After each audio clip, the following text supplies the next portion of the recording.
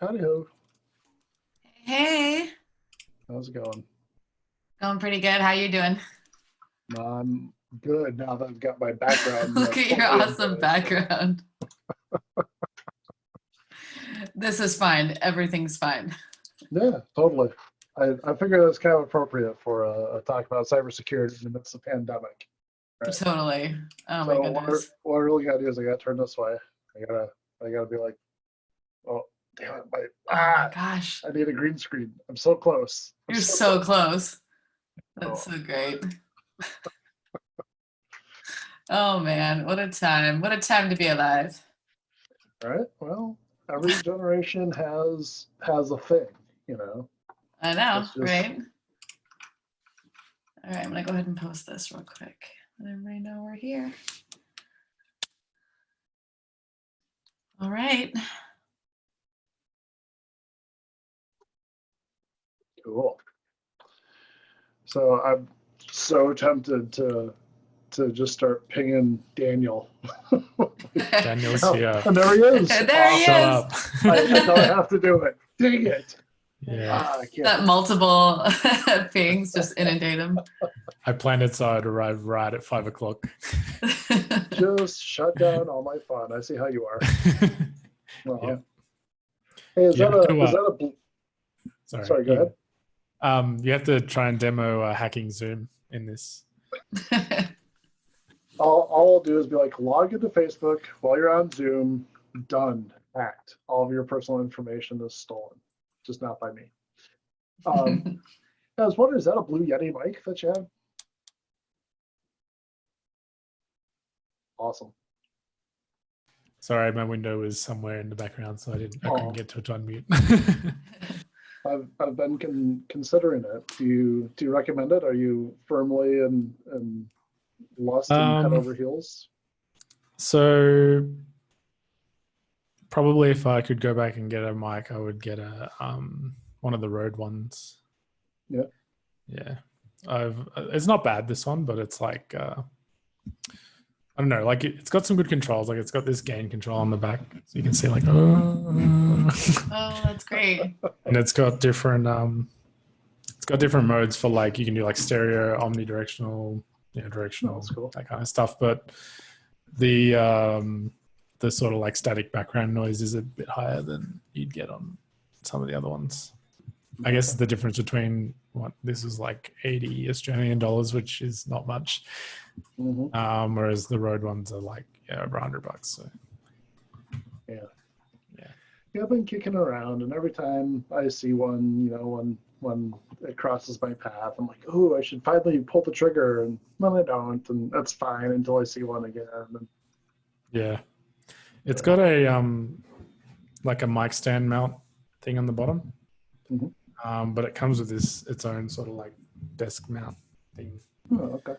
So I've been considering getting one of those mic booms that attaches to your desk, because it's kind of annoying being in front of you, because then when you're typing, it's like you got to like put your hands around it and stuff.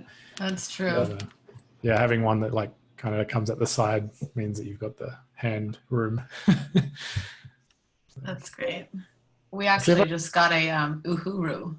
I don't know. It had really great reviews on Amazon, and it came with that clip on as well for the desk. So I have yet to play around with it, but I was thinking of the Blue Yeti as well. I've also got one of these Rode mics, the like lavalier ones. So that's good if you're doing any like like standing up and taking a video with a proper video camera. Yeah. Sure. So that's just like that kind of thing. Sweet. They were pretty cheap. That'd only cost like, I don't know, $20-30 US. Yeah. I've got a little lavalier mic as well. I don't remember what brand it is. I want to say maybe Audiovox, but it's got like a tiny little button battery in it, and I've had it for a few years. So of course I dug it out to use it a week ago, and the battery's dead. And I'm like, well, I'll add this to my shopping list, and then I forgot, and then still done. Well, I think it's going to be just us today, guys. I don't see anybody else popping in here maybe in a couple of minutes. Yeah. Send another reminder. Yeah, maybe I'll send another one. Sorry, give me 1 second. Yeah, I popped it in there in coffee break. Well, I have all the wine I need, so. Perfect. Well, I'm excited to learn about basic computer security I and not also have the data. a handwritten, damn it. Oh no. I have a handwritten invitation from my lovely wife that says, please join us sitting on the front steps and drinking wine today. Place, front steps, duh. I'm supposed to RSVP via Slack. That's great. That's kind of awesome. All right. Well, I think we could, I guess, get started. What do you guys think? Yeah. Sure. I am happy to tell you all about cybersecurity. So Daniel is here because he knows nothing about computers. He actually asked me how to turn his computer on over Zoom earlier today. No, that was a little joke. So Jess, what do you want to know? Like this is oh, we've got Andy too. Well, you better be quick and tell me what you want to know, Jess, because next I'm going to ask Andy. Yeah, no, I think we just want to run down the basics of, what are the best things to have, either PC or Mac? What are things that we need to be concerned about? And kind of just run through those. Hey, Andy, how's it going? I don't know. Andy, can you hear me? You're muted, so I definitely can't hear you. Yeah, it helps if I unmute myself before I talk, right? Hey, cool. How are you? Good, good. How are you? Good, thanks. So I was just doing a survey of the vast crowd here to see what topics I should definitely cover. So what can I help you with today? Anything security related? All right, cool.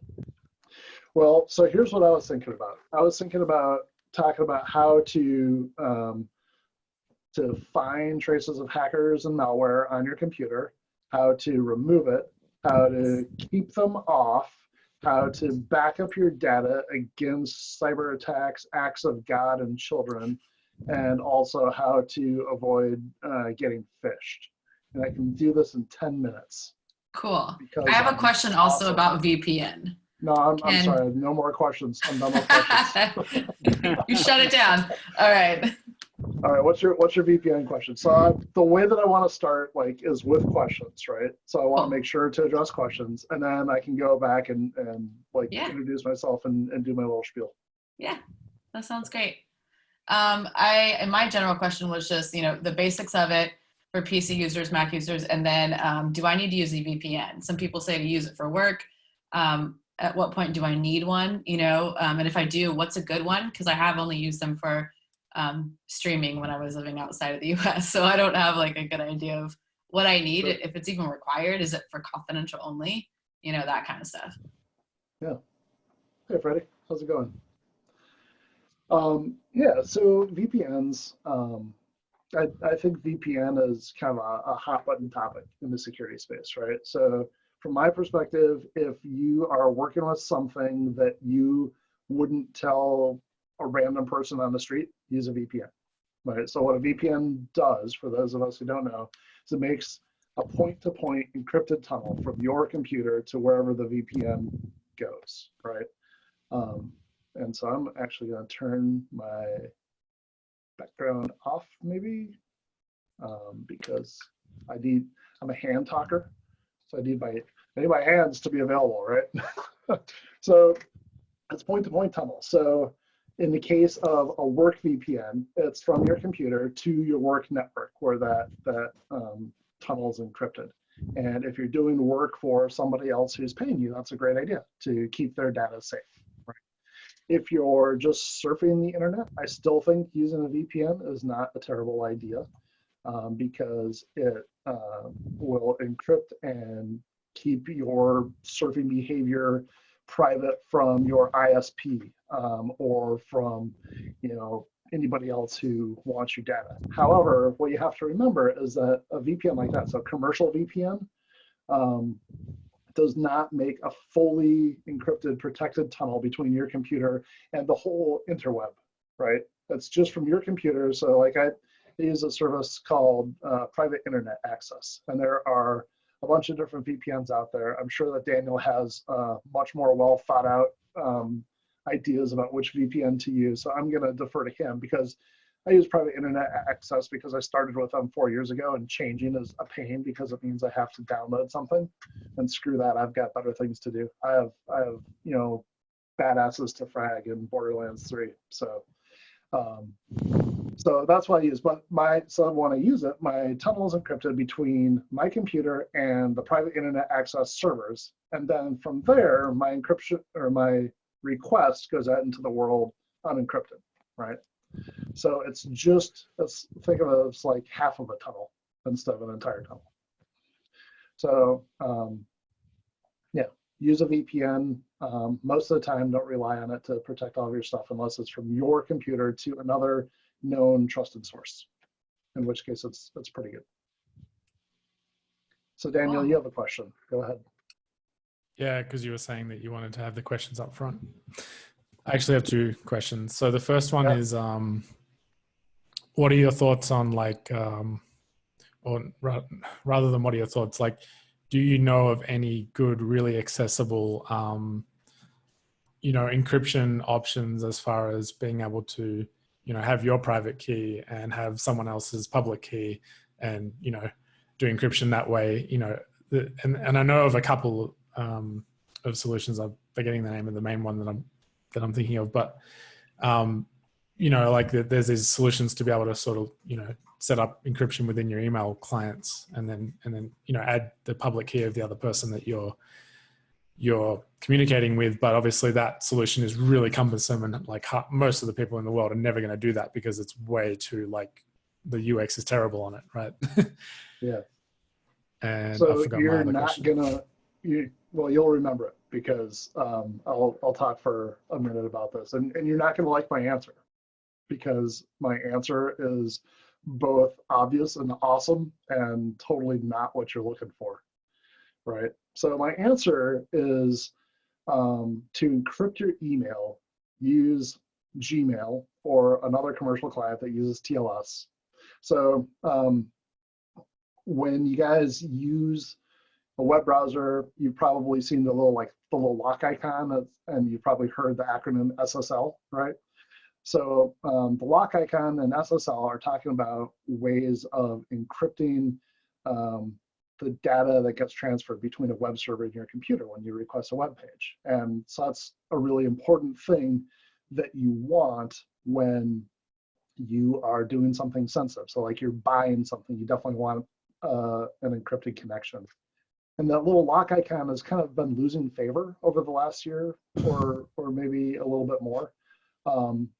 And SSL has kind of become an acronym that used to have a really specific technical meaning, and now has, I think it's more like Kleenex than Xerox, has become kind of the abbreviation for this is encrypted. So the current encryption standard is something called TLS 1.3, right? And you don't need to worry about this because my test at the end is going to be really easy.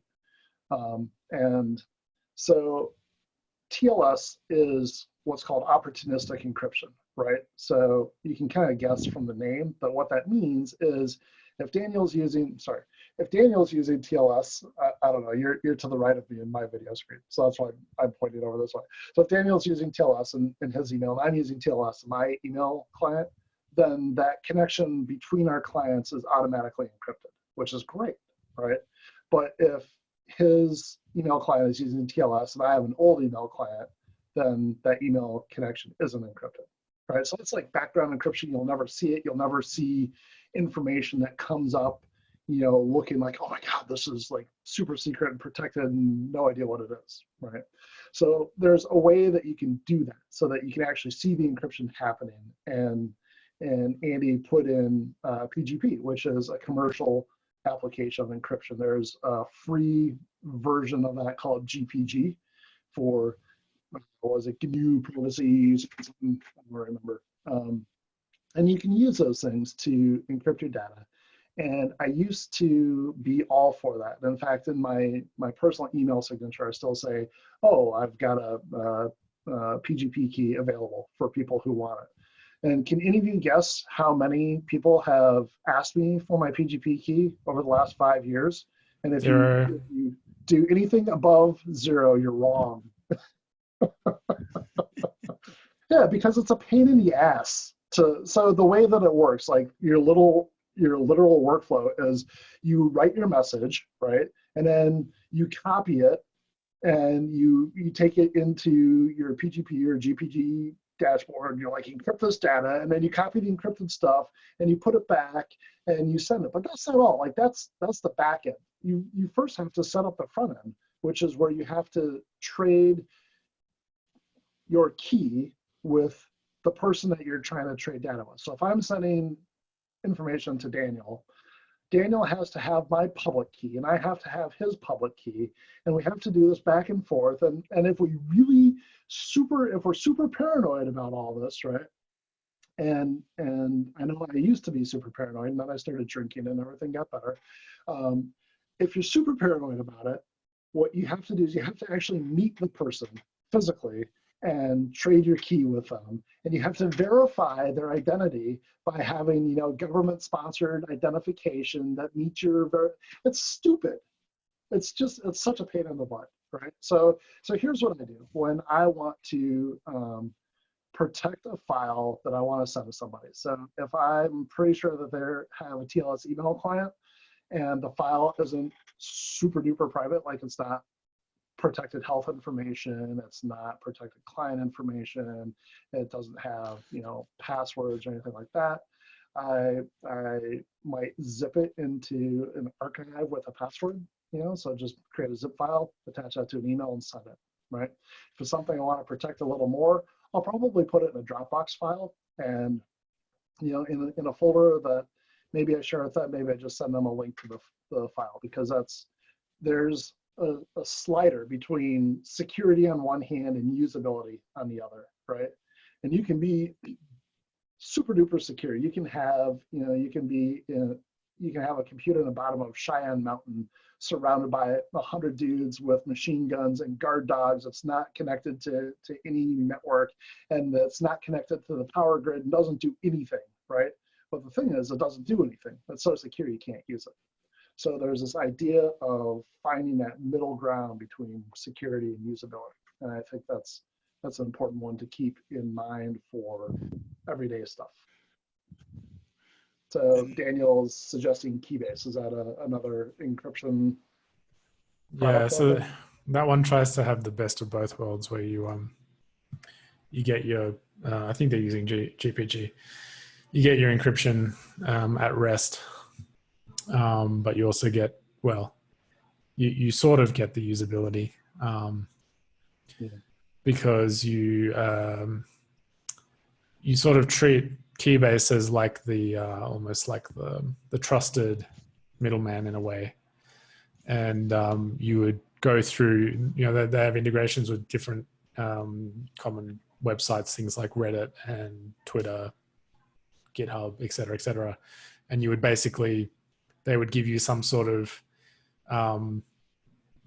crypto token or something that you need to post publicly on one of those platforms, and then you give them the link to it, and then they would say, okay, he has put that token there and we can verify that he's done that, therefore we can verify that that Twitter account is his. And so then if someone wants to send you something on through Keybase, they can just look up your Twitter handle and Keybase will say, yep, we know the public key for that guy, here, use this to encrypt it. And then they will actually message you when the encrypted message comes through. So they try to get around the pain points of PGP encryption or GPG encryption, sorry. Cool. But the thing is that nobody uses it, so it's like impossible to actually find anyone on there to send stuff to. Yeah, so that's the key, right? Is that you got to have community there, and you got to work with whatever your people that you're trying to share stuff with want to use. So like when I share files with my parents, I know for a fact there is zero way that I can use any sort of encryption at all unless I literally log into their computer remotely and unencrypt for them. And like I just walk them over a USB drive. So just one last little foray down the wildly paranoid path of computer security. If you want to be super duper secure, start with Tails, which is a Linux distribution that if you're going to use it, I suggest putting it on a USB key and running the live flavor of Tails, and you can do a bunch of Google searching, and it uses Tor, which is an acronym that stands for the Onion Router, which is a network of computers that, long story short, makes it impossible, mostly impossible, for people to track who's sending what information through it. The thing about Tails and Tor and other kind of privacy-centric moves with your computers, and especially on the internet, is that it's almost impossible to know for a layperson how good your privacy and your encryption really is. Like, I think that without being an expert in the field, so spending years and years and years and doing all sorts of really incredibly geeky deep dives and having a ton of experience with it, it's really hard to get a sense of, am I configured right? Like, am I leaking DNS? I don't know. Am I using encryption standards that are good, bad? I don't know. So unless you're pretty confident that you have a use case where you really need serious, like, nation state level privacy, you probably don't need to worry about Tails and Tor. And if you do need nation state level privacy, or you know somebody who does, then DM me privately and I can provide a bunch of resources about how to get there. But it's not easy. That slider that I was talking about between security and usability is way to the security side and not particularly usable. So you're talking Edward Snowden sending NSA documents to the Guardian level security. Yeah, absolutely, right. And it's possible for private people to do that for free even, which is really, really cool. I think that's really amazing and awesome. It's also way beyond what I want to talk about in our next 8 minutes of this half-hour session. So does that mean I'm not allowed to say anything else? Well, it depends.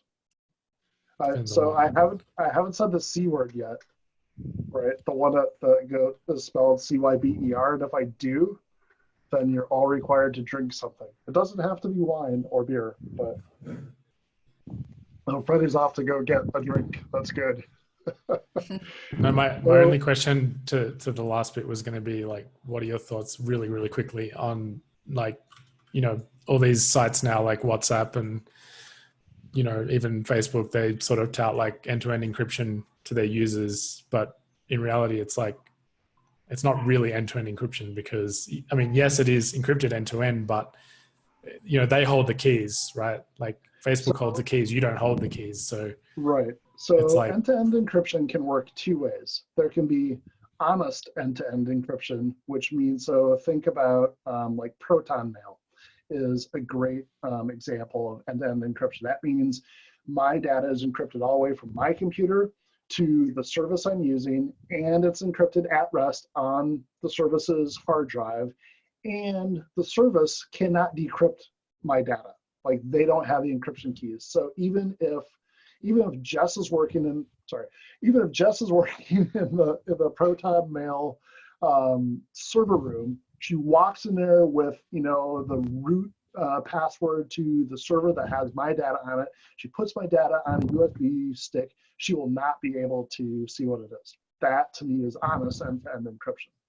What Facebook and Google do is end to their pocketbook encryption, right? So they encrypt my data all the way to their server infrastructure. And then once my data is in their infrastructure, they harvest it and use it however they want, and they monetize it. And honestly, with a lot of a lot of services that we take for granted and we use for free, we get them for free because we are the product. Like our data is what is funding Google, and our data is what is funding Facebook. You think about how much money Facebook and Google and Amazon are making. You know, like last year, Amazon had what, 18 billion in profit that they paid 0 taxes on. And the reason why they had all that money, I mean, they make a little bit of money off of selling stuff. They get a little slice of profit there, but they're a search engine, and people pay to promote results there using data algorithms that say, oh, AJ's super likely to buy, you know, an external 2 terabyte hard drive in the next 60 days because he's been searching for that sort of thing, right? So that's how this companies, and Facebook is pure play advertising and selling personal information, and same with Google. You know, that's how they make their money. So also with the encryption stuff, you can set up the best encryption, you know, point to point or wherever you want to do it. And look at what happened with Heartbleed. I mean, the NSA had an exploit in SSL for years before anyone else figured it out. So they were able to use that exploit to get the access to the information. Well, and so Heartbleed though is just as an SSL exploit, right? So it wasn't, right. if you were encrypting your data yourself and sending it out somewhere, then they may have been able to intercept the encrypted stream, but they wouldn't have your data. So, I mean, it's a rabbit hole, and this is why having really solid encryption privacy that you can trust is hard, because there's a whole series of gotchas, you know, all the way down the path, which is interesting when you're looking at it kind of academically, or if you're looking at it from a security research standpoint. And when I say security research, I mean XOR, you know, so that's interesting. But when you're looking at it from a, how do I actually prove that my data is solidly protected, it gets really complicated really quickly. So that was also, by the way, an awesome segue into my list of off-the-shelf protect yourself recommendations here, right? So let me go through the stack real quick, because I'm sure that Daniel needs the benefit of my expertise telling him to run Malwarebytes. I actually told someone to run Malwarebytes the other day because their computer was hacked. Good. Yeah, so that stack that I talked about kind of at the beginning of this conversation, right? The find hackers, get them off your computer. So that's AV. It's a fancy way of talking about antivirus, right? Because antivirus does more than just finding, removing viruses. So generally speaking, in most cases, you don't want to run more than one antivirus program at a time. However, and the reason is because antivirus programs use a lot of resources and they'll fight each other. Like antivirus A will be like, oh, antivirus B is a bad program, we should remove it. And they go back and forth, and then your computer becomes a smoking heap of ruin, sometimes literally. But Malwarebytes and Bitdefender play really well together, and they actually kind of fill different niches, right? So Bitdefender is more of a big semi-traditional antivirus player, and that program will do all the standard things that you'd expect from an antivirus program. A couple caveats with Bitdefender: don't install their firewall because it's a pain in the ass and will break all of your everything. And if you're going to use Bitdefender and Malwarebytes together, Bitdefender needs to get installed first because it's a prima donna and does not like to be second. So Malwarebytes is more what you'd call a next-gen machine learning sort of antivirus program, and it's not strictly antivirus as it is more, it looks at your computer for things that look off, that look suspicious. So there are kind of two ways of doing antivirus, right? So one is signature-based. I know that this file that AJ spreads all across the internet is bad, And so we look at the signature of that file, and every time we see it, we say, oh, that's bad, and remove it, right? The other way that antivirus works is behavioral based. Sometimes it's called heuristic, or sometimes it's called, I forget the other term. But anyway, it looks at what files and programs are actually doing on your computer and says, is this good, is this bad? And so the Malwarebytes algorithm is different from the Bitdefender algorithm. So you get wider coverage. And I think those two things together have kept my 15-year-old and my 12-year-old son safe from the internet for 2 years. And so that's kind of my benchmark, right? It's like if it'll keep teens who are always gaming, and my 12-year-old is forever and always, oh my God, please make him stop installing things on his computer. Holy crap. So he just had to reset his computer. He had to do a factory reset yesterday because he's like, my mouse keeps moving at a weird angle whenever, like, the cursor moves at a weird angle whenever he tries to mouse. So I'm like, I tried telling you, man, you shouldn't be downloading and installing things. It's not my fault. Rebuild your computer. Good luck. So he did. So use those two together. Malwarebytes has a really nice free full feature deal, so you can just download it onto your computer and run it. And all these things work for Macs and PCs.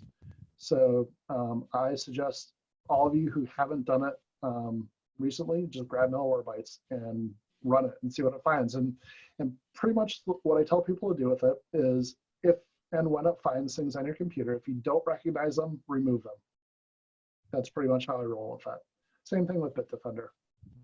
If you look at when they find things, it's going to be like a file path, right? And just look at that path, and if that looks familiar and like something you might want to keep, then keep it, but otherwise take it off.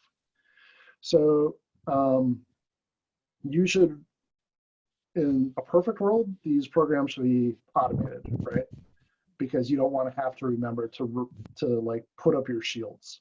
Well, there's a time that you're like Captain Picard. You're like, oh, shields up. It's too late because the Klingons have fired already, right? So you want these things to be automatic. So I have Malwarebytes scanning my computer every hour because I like to play on the internet and go places where maybe I shouldn't. But you could do it every half a day, every day, like something like that is fine. It depends, honestly, Jess, it depends how good of a person you are. I'm not that good of a person, and I don't practice safe surfing. So I'm like, technology saved me. So it's kind of like my version of Jesus, take the wheel. So, I feel like I'm pretty good. I think I'm okay. I don't think I have to worry about that too much. So maybe like every 12 hours, that seems solid. So how do you protect your computer from getting more garbage on it, right? So there are two ways. So one is have good shield walls, and Malwarebytes and Bitdefender do that. And the other is don't go to bad things, right? And DNS filter does it. So DNS filter, long story short, the way the web works, when you make a request out for a web page, it goes to something that's called DNS. And DNS filter looks at those requests and says, oh, I know this site's good, this site's good, this site's good, this one's bad. You can't go to the bad one, And so that's great because a lot of times your computer will be making requests out to websites that you don't know about. For example, if you are surfing the internet, you go to a web page has ads, right? And those ads get served up, and maybe there's a JavaScript that is triggered when you roll over. Maybe it's triggered by time. Maybe 3 seconds after it's served up, it makes a request to evil.com. And you're not typing in, go to evil.com, but you also don't want your computer to go to evil.com, even if something else is requested. So DNS filter will stop requests to evil.com.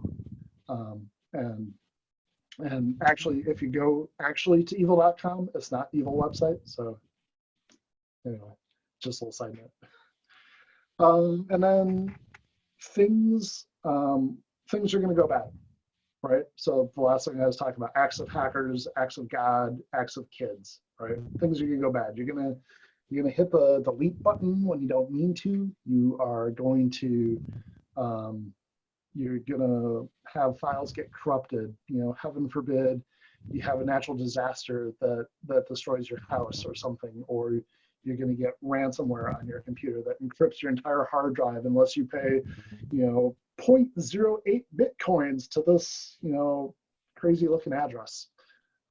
Side note, I actually got into the Bitcoin market 3 years ago, like a month before Bitcoin spiked, because somebody came to me and said, I've got ransomware, can you help me pay? And I was like, I don't have any Bitcoin and it'll take me too long to get it. And so I was like, I should have Bitcoin around. So I did.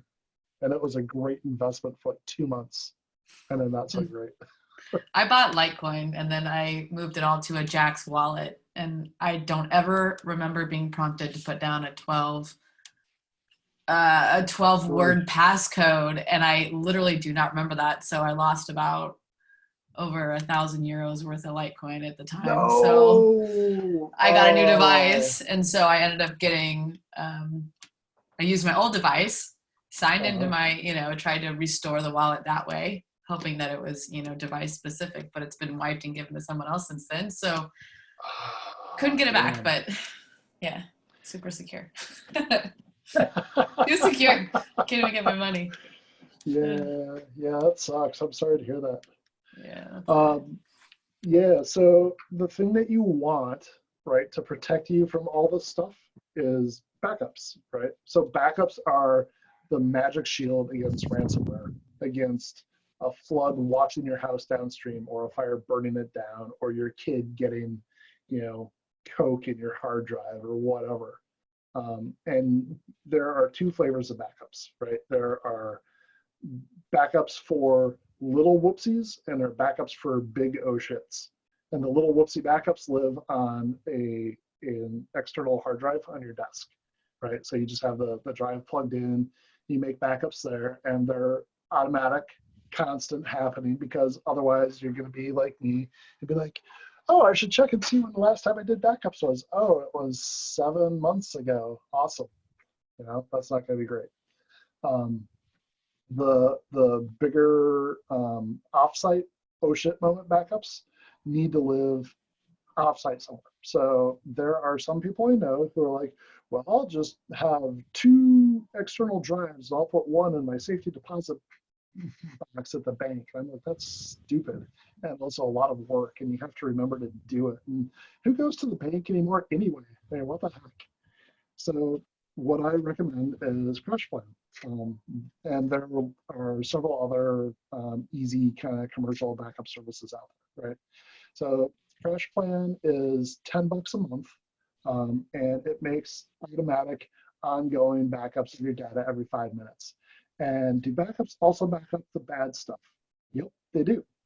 But the way that it works, right? So if I get ransomware on my computer, it encrypts everything in my drive. And so until the backup service is encrypted and hosed up, so it can't be uploaded, it's going to upload encrypted versions of the documents to my backup. But it's not going to overwrite the old versions. And that is what differentiates a backup service from a file sharing service like Dropbox or iCloud or whatever. So Dropbox, depending on what version you have, keeps older versions. So I pay for the business version. You know what's available in the personal version anymore. But when I used to have the personal version, it just used to be like, I have this file and it's just shared everywhere. And so if it gets encrypted one place, that's suddenly encrypted everywhere across my Dropbox ecosystem, right?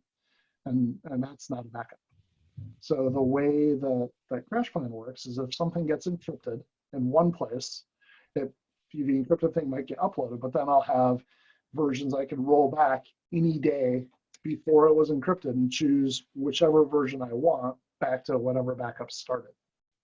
And that's all included for $10 a month. And CrashPlan will also manage the backups to your local device on the desk, which is kind of nice. So, and Carbonite is another one that does the same thing. And my wife uses Carbonite. I use CrashPlan. She's clearly wrong. I don't know how the marriage will even be able to exist. But so, oh, and then I guess 2 last things, right? So one is that in your personal security world, keeping yourself secure requires good passwords, and it requires unique passwords. And the thing that makes a password good is the thing that makes it hard to have it be unique, right? So good password is long. It's just like mathematically speaking, the longer you can make your password, the stronger it is. And like a short, complex password versus a long, boring ass password, choose the long, boring ass password every single time. Like if I can do 30 characters and just write a sentence with no like no special characters or anything, I will choose that every single time over 12 characters of mixed case and numbers and symbols and blah, blah, blah, right? But I also have literally 1,200 entries in my password manager. I cannot remember 1,200 things. I don't want to have to write them down because that's dumb and unusable. So I use password manager. I like LastPass. Everybody's got their own feelings about what pass manager they like, so I want something that's online in the cloud because I can use it across all my devices easily. So I used to use KeePass, which is an open source thing that I had to like copy across, and I used Dropbox to push my KeePass everywhere. And I was like, this is dumb. I should let professionals manage this for me. And so that's why I bought the LastPass subscription. So LastPass has been hacked, and they're going to be hacked again because they are a super popular password manager. But this goes back to the end-to-end encryption, right? So LastPass, I think, has pretty solid end-to-end encryption. So if somebody pulls my database of passwords off LastPass server, I feel pretty confident that those are protected via encryption. So I'm not super worried about that. And in my total ecosystem, the bonus I get by having long, strong passwords that are automatically remembered for me if I want to change one, it's just literally clicking a button to go from one 50-character password to another 50-character password that all will autofill for me when I go to the website where I'm using them. That bonus outweighs the relatively small risk of having my password stolen from that service, I think. Other people have different thoughts about that. So let's see, that was, and then the other last thought I have is phishing, right? So at the end of the day, we are all the soft, chewy center of this kind of like hardened security shell that we're trying to build. And so when you look at stats for the different kinds of attacks that work, phishing has been for years and will continue to be, I think, for years, the single most effective attack mechanism for hackers. So for instance, the US Department of Health and Human Services puts out kind of running data about HIPAA breaches. And to be a breach included in this database, you have to expose more than 500 patients' protected data, right? And so they categorize all these breaches by the sort of attack that happened. Was it phishing? Was it hacking? Was it a bad configuration? What was it? And like bad configurations for the last 6 months were like 15, and hacking attacks were like 20 something, and phishing was like 180. So it's like maybe 6 to 8 times the number of successful attacks start with phishing, and that's what I see in my day job too, which is a healthcare org with like 1.5 million patients, 15,000 employees, is we see phishing all the time. And we get port scans, stuff like that too, but we have solid walls and fish get through the walls. So I think that KnowBe4 is an awesome resource for kind of hardening yourself against phishing. So I believe that they are like that, I think.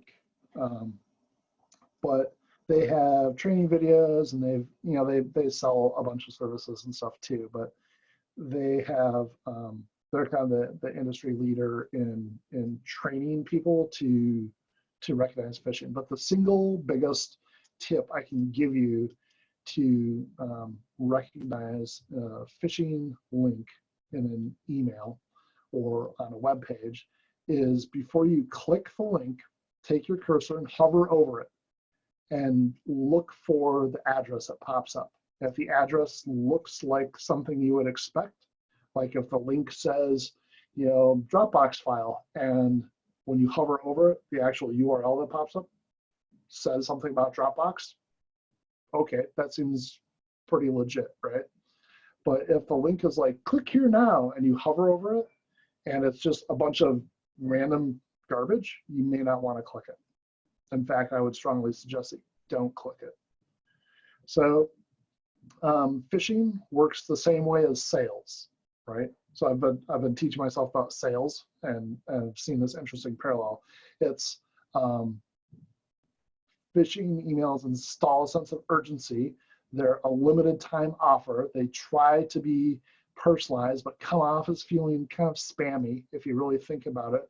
It's an unexpected thing that kind of falls out of the sky, And so if you look at these things, you can be like, oh, I don't think I'm going to click here because this feels like phishing. And even if it isn't, I don't want to buy anything or get on anybody else's email list, except AJ's, because his email list is awesome. So that's kind of my short list of how to protect your computer and yourself online. More questions?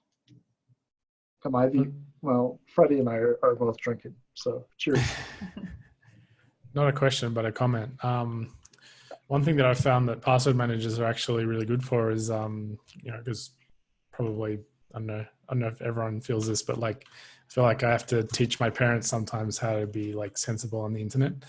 But one thing that they were doing, which, because they were both using like the built-in Chrome, password management, which like it's not perfect, but it's better than, using the same password on every site. And sure. I mean, I'm a bit up in the air about whether or not actually writing passwords down is a good idea. I feel like if you've got like a password book in your house and you keep it safe in your house, then it's as secure as your credit card, right? Like it's as secure as you can physically make it. Mm-hmm. But one thing that they were doing was, because they have a lot of shared accounts, is they were making easy passwords for their shared accounts instead of making complex passwords for that. So I got them on one password because we've got like a family account and we can have shared vaults. So they'll actually have their, like their investment account login details, they'll put them in a shared vault.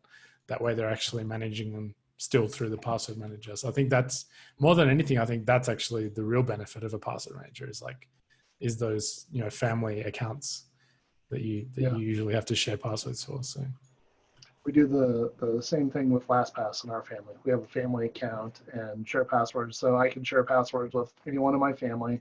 They can't see the password, but they can still use it. They just, LastPass just enters it for them.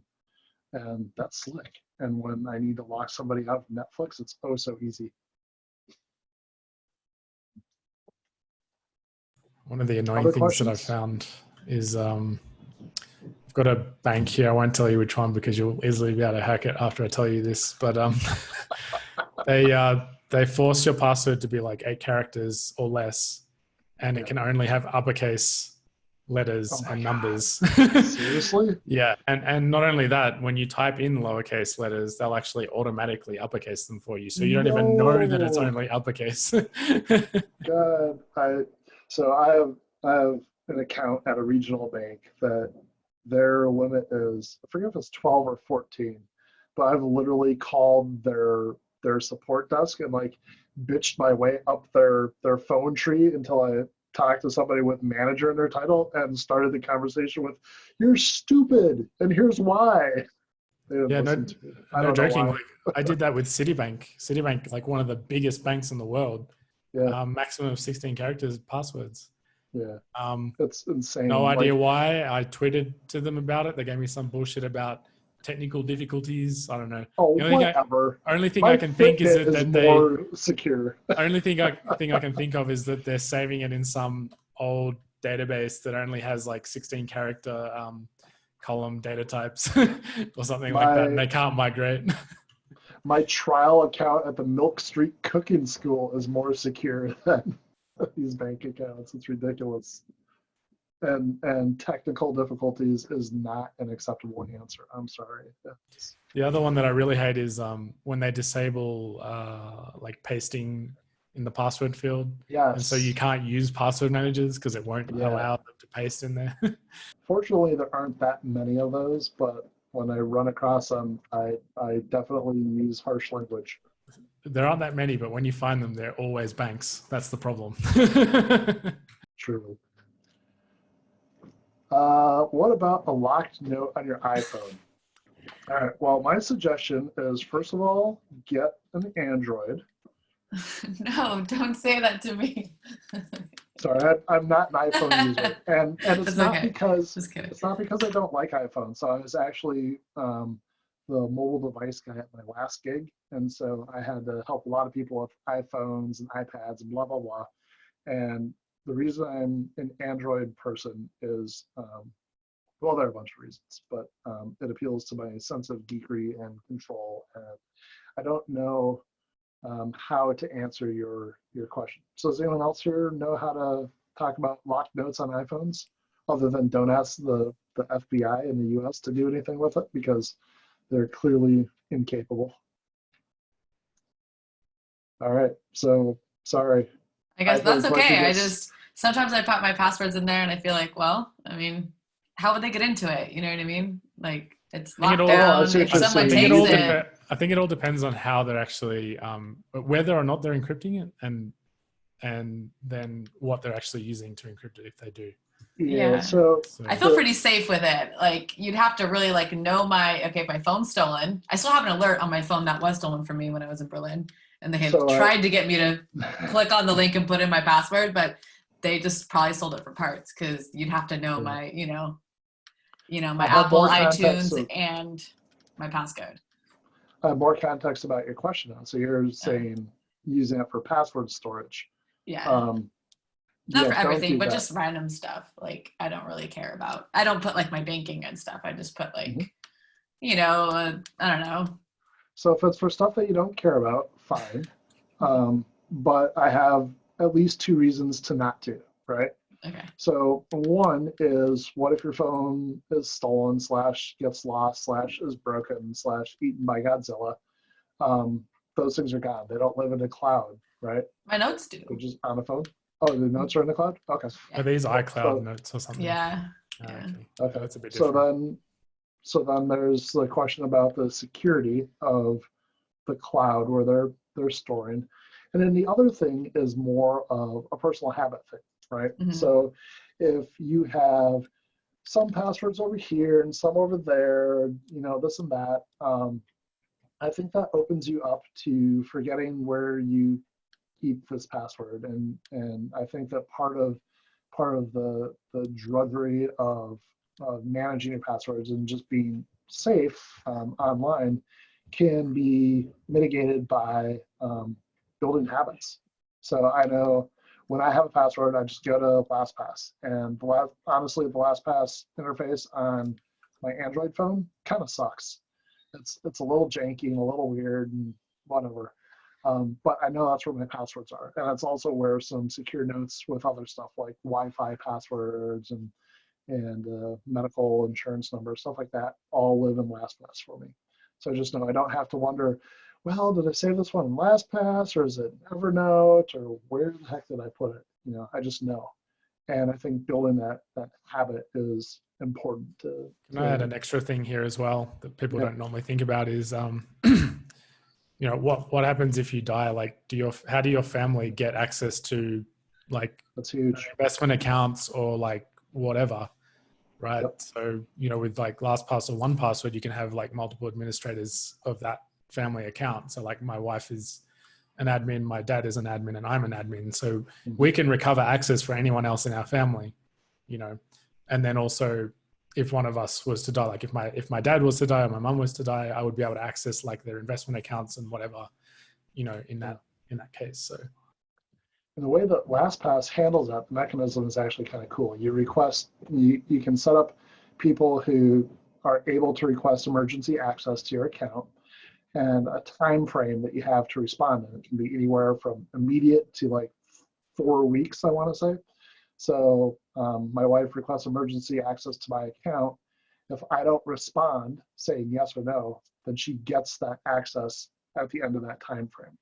So I have it set to I want to say like 12 hours, something like that. So if I'm in a hospital somewhere or whatever, and she needs that stuff, then she can get it, which is great. So funny little riff on that. I started my side business working for a friend of mine who actually committed suicide a few years ago. And I spent a lot of time trying to get him to move his passwords into LastPass or another password safe. When he killed himself, he hadn't done that. And so nobody had any of his passwords, but he had reused the same 5 passwords like over everything. So people were able to access what they needed. But that's a real thing because he had 3 online businesses and a bunch of accounts that needed to be accessed by his survivors. So. Yeah, and I've actually, like, it gets pretty like weird, some of this stuff, but like there was a Belgian guy who went missing in Australia last year in May, and he didn't have any like password manager or anything set up, but just by chance his mother was able to guess his password to his Hotmail account and then reset all his accounts. But because he was missing and not dead, right, none of the governments would actually, none of the companies like Google and that would actually give access to anybody else to his account, right, unless they could provide a death certificate, right? Huh. And it was so valuable that they got in because they could actually see in his Google Maps history his location, and they actually were able to track and find more information about. I mean, they never actually found him. They think that he swept out into the sea, but they actually tracked him to the last point he was at, that his phone posted a location to Google.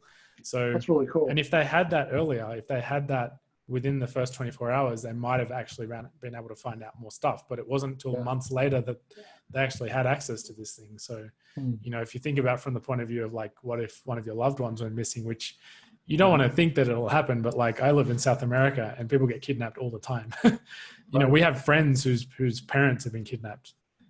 So like being able to see where they've been on their phone is actually really useful. So, you know, having access to their accounts through some sort of sharing system is actually kind of useful in some cases. I'm sold. I think I'll switch everything over. We've done our job well. Yay. Cool. Andy, do you have any questions for us? So you're muted, but I saw you shake your head. Because there is renovations at my home, so.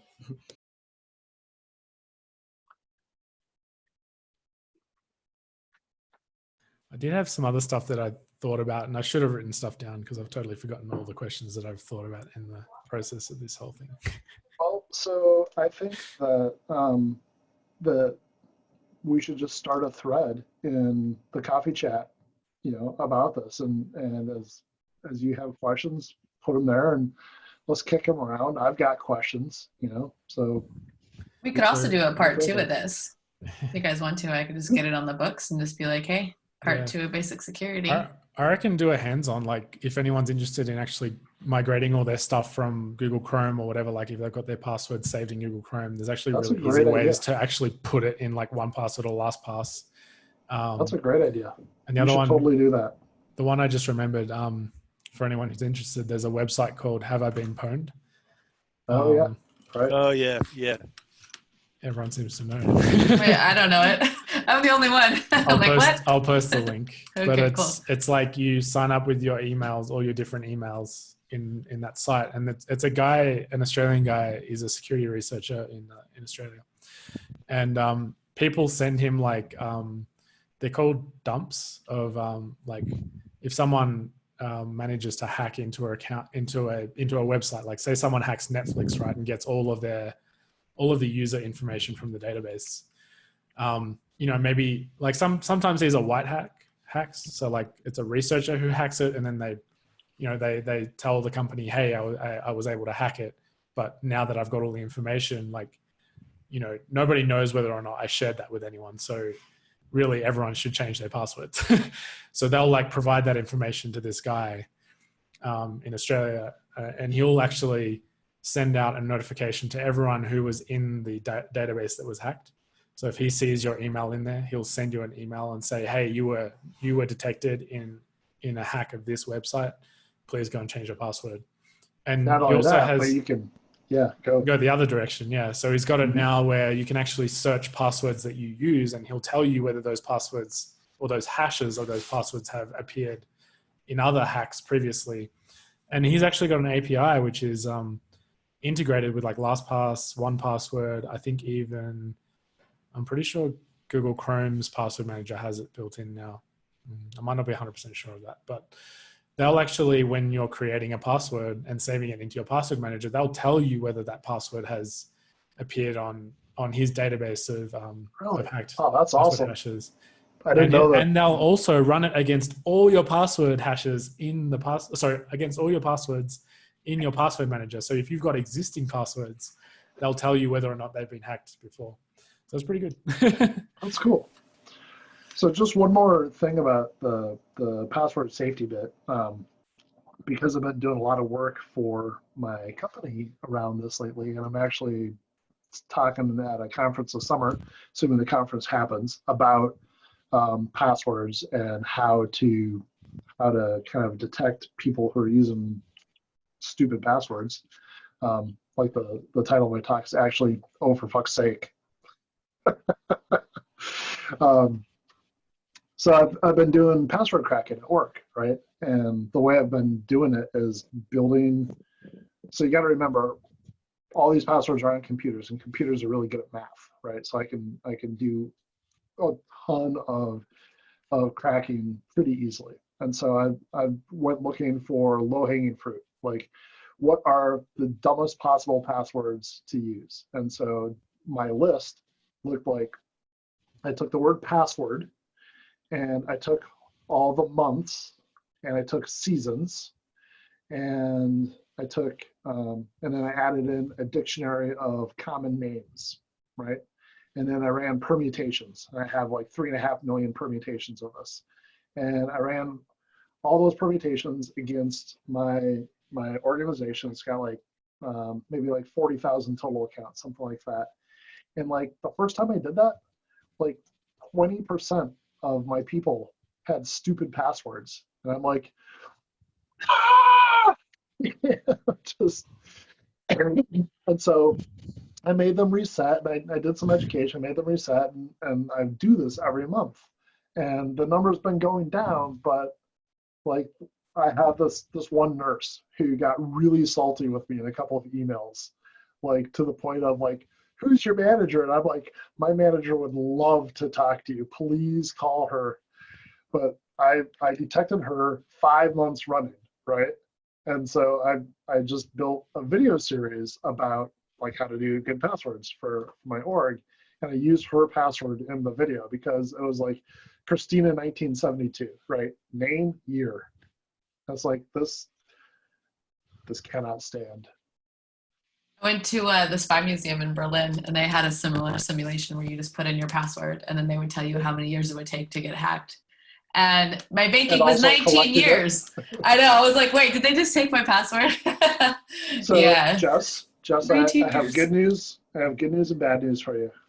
Like, the good news is that you tested your password strength, and the bad news is that if the result didn't have at least quintillion before the number of years, I know it wasn't good enough. No. Yeah, you need to go back to the drawing board. So, all right, quick and dirty way to make a strong password, right? Think of passphrases, which is like more than one word put together. And the way to do it that I really like is like, think of media. Think of your favorite books, music, movies, whatever, and put a few different things together because that's easy to remember, easy to type, and that's just if you're not going to use a password manager. Right? Yeah. So my go-to these days for password suggestion is like Soylent 8 people. Soylent number 8 people. So I don't know if any of you get that reference or not, but it's one that works for me. So yeah. I like to come up with like words or names and then just shift my hands on the computer so I get off home row. So then I just like, or I just use one hand to do and then I switch to the right and then. Bad news. Oh, that's also not cool. Remember No. the part where computers are really good at math? So like all the patterns that you can imagine they're part of attack dictionaries. Cool. Yeah, offsets are really easy to do because Oh, no. every keyboard or almost every keyboard is laid out exactly the same. So Yeah, of course. you're just shifting one to the left, then a computer But I can add easily special shift everything characters to and the left. numbers and stuff. I do other things too. I mean, if the original password is already secure, then what's the point of shifting it to the left? That's true. Yep. Well, Yep. did all right. Well, I'll get better about passwords. You know, the hilarious one that I've heard of, which is my wife, is that, and she's right about this, is that, you know how a lot of websites ask you for like security questions, right? And they're actually, if someone like has any like time to actually look you up, sometimes it's really easy to actually get past those questions, like, you know, finding out where you were born and like what your first car was. Like, so long as your Facebook page is public, you can find out like half that stuff, right? That's true. So what she does is she generates like random things from one password as well and puts them in the results. But the hilarious part is when she calls the bank and they ask her for a secret question and answers, and it's like, what's your where were you born? And it'll have like pizza or something. So I That's actually awesome. just take my hand and smash the keyboard and like literally just move my hand around on a keyboard and make like some random mess. And so a couple of times I've had to talk to someone and tell them what the answer to my question is, you know, and I'm like, well, this is what I do and here's why. And so it starts with these characters and you just tell me when you're convinced that I know the answer, and I just start reading the characters and I've never gotten more than 5. So Cool. There you go. well, that's what I've got.